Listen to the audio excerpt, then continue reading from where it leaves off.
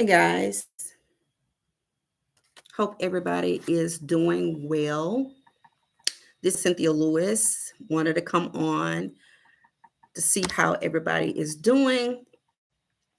And I wanted to talk to you guys about the 10 businesses that you can start with low overhead and startup. So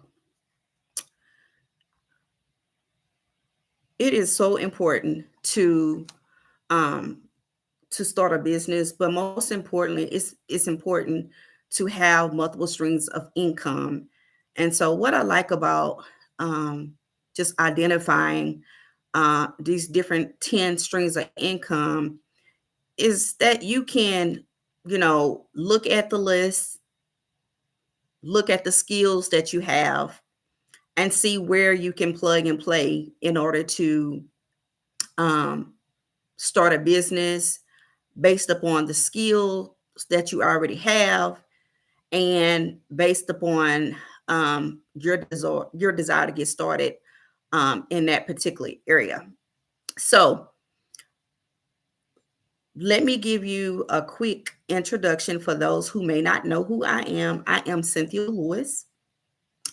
I am a business coach and I teach Christian women to get out of their own way so that they can confidently build and grow a thriving business. Okay. But listen, you should not only be limited by just one income, two incomes. We all know, many of you have probably heard that you need to have at least seven, eight in, income streams. So today, I'm going to list out different businesses you can start based upon your skills and based upon, once you get your ideal income in that business that you're already operating, why not start another one? Why not create another stream of income doing something that you enjoy doing and making money doing it? All right. And so um, the first, the first business that you can start, right, that has a low overhead and startup costs is that you can become a natural hair consultant, right? So if you've ever taken your hair natural and you were able to do it successfully without damaging your hair, you were able to grow your hair during that process, why not get paid to to help other people to do the same thing? I remember when I was taking my hair natural, one of the things I did not want to do is do the big chop. So I didn't want to cut my hair. I just wanted my hair to grow out. And so one of the things I did was I did protective styles. I took care of my hair and things like that until I was able to get to the point to where my hair had grown out naturally, the perm had grown out, and I could see my curl pattern and all of that. And so consider becoming a natural hair consultant if you are someone that loves taking care of natural hair. Why not do that? And just stay with me here. What if you had 9 to 10 clients per day, right? And you charge them $100, right? That's almost 900 to $1,000 a day. And I say maybe 45 minutes to an hour. I think that's a pretty good deal, right? Even if you work maybe 4 days out of a week, that's still pretty good. So that's the first one. That becoming a natural hair consultant, that's the first business that you can start with a low overhead and startup, because most times you can do it out of your house. You can meet with a client maybe in your home office. You can maybe do a Zoom call with your client. It's all kinds of ways that you can do it, and it does not have to cost you a lot to do it. And yet you're still able to help that client, keep your overhead low, and make good money. All right. So let's go on to number two. Number two. So the number two business that you can start with low overhead, low startup is, why don't you become a tutor? I remember when my son was in grade school, very, very smart. Um, I had invested in a tutor because, I wanted my son to be advanced in some of the classes that he was taking. I wanted him to always kind of be ahead of the game. And so, guys, a lot of times, people have this notion that, it's a bad thing to get a tutor, but it is absolutely not bad to get a tutor. And just because you get a tutor doesn't mean that your kid is struggling with something. Why not? You're making an investment into their education to help to advance them, to help them to move forward, to go on.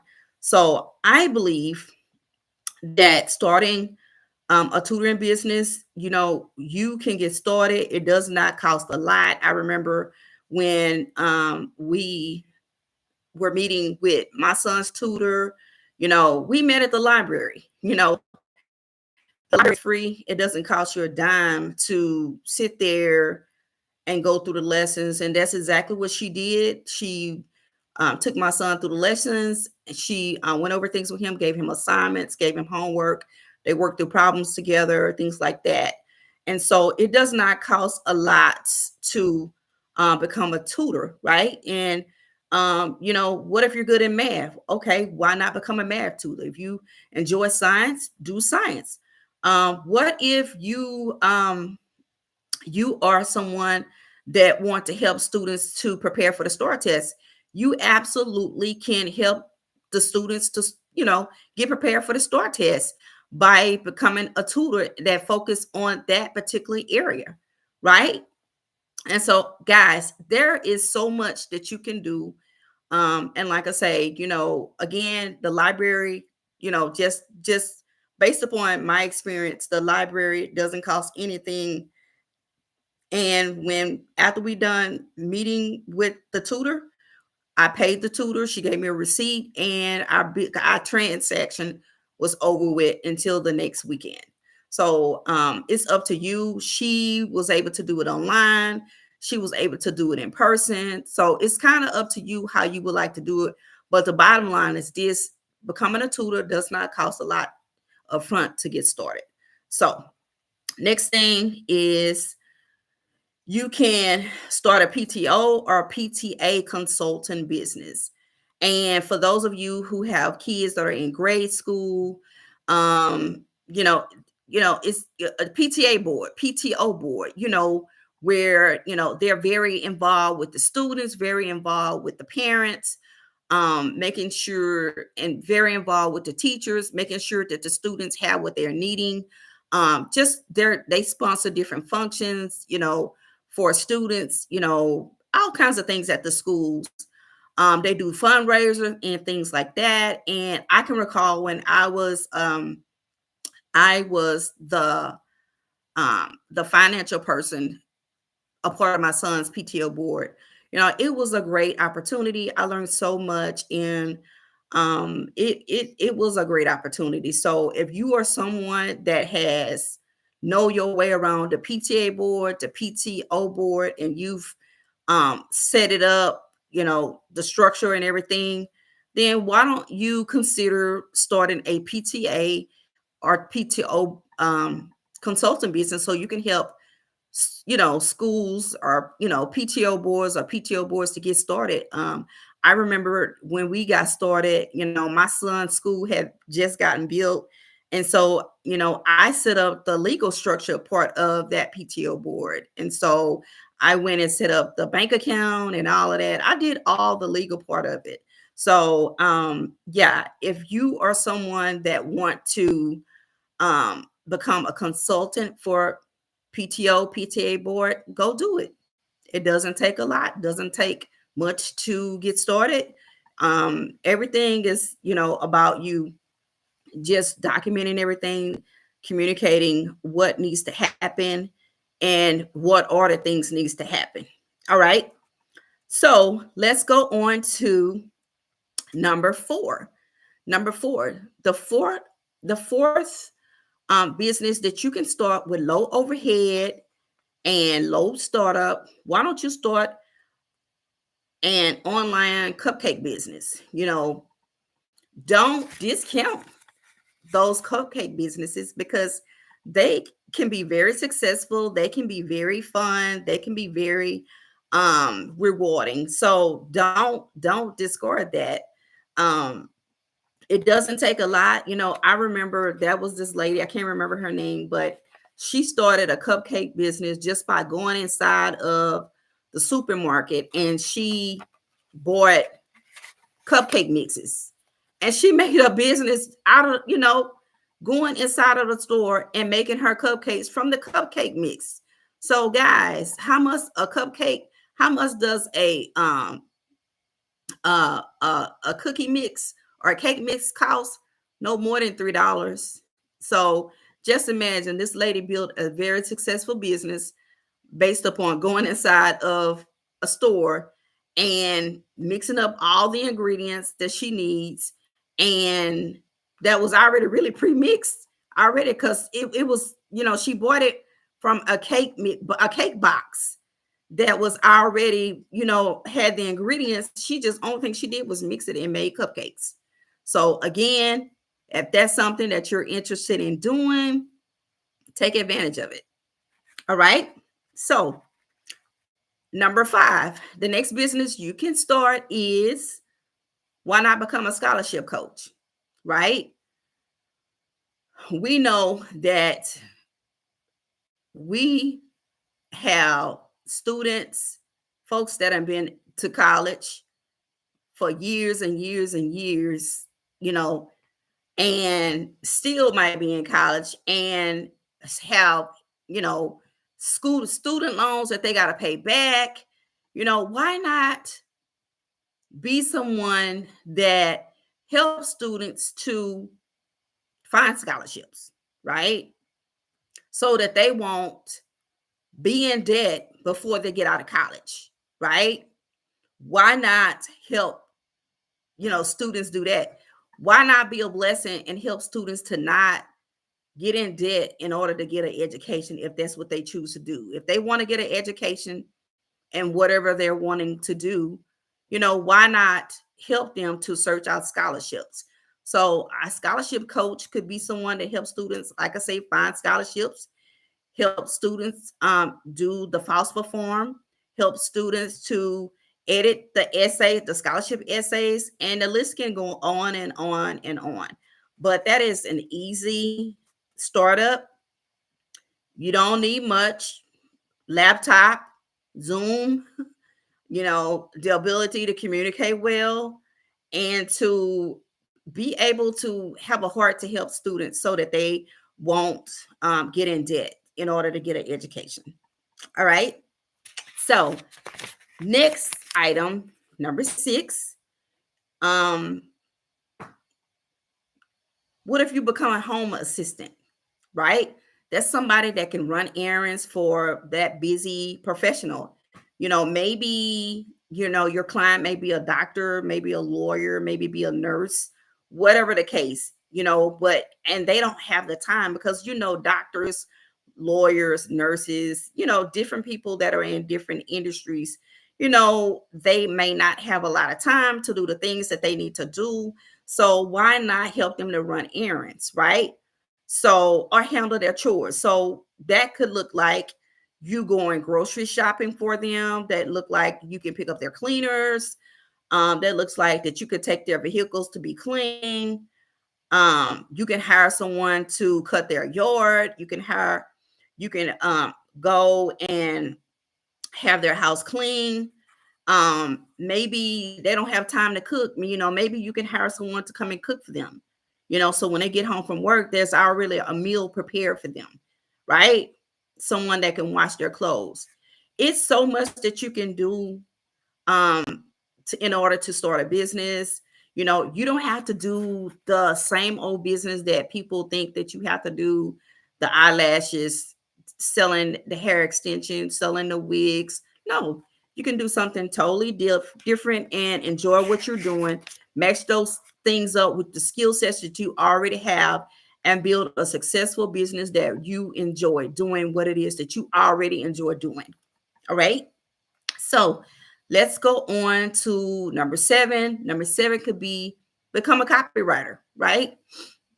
If you are someone that enjoy writing copy, um why not rewrite, content for people's websites, landing pages, social media, things of that nature. Business owners are always looking for people that can help them to minimize, some of the tasks that they have to carry out. And so if you are a copywriter and you can help to rewrite landing pages, social media websites, sales pages, things of that nature, you just and help that entrepreneur and business owner out big time. All right. So number eight. So what if you are someone that like to organize things? What does that look like? You can start a business just organizing things. What if you want to organize somebody's garage? You can do it and make money doing it. What if you want to organize their closets? You can do that and make money doing it. Again, guys, don't limit yourself on what you have to do. You don't have to do the traditional things to make income.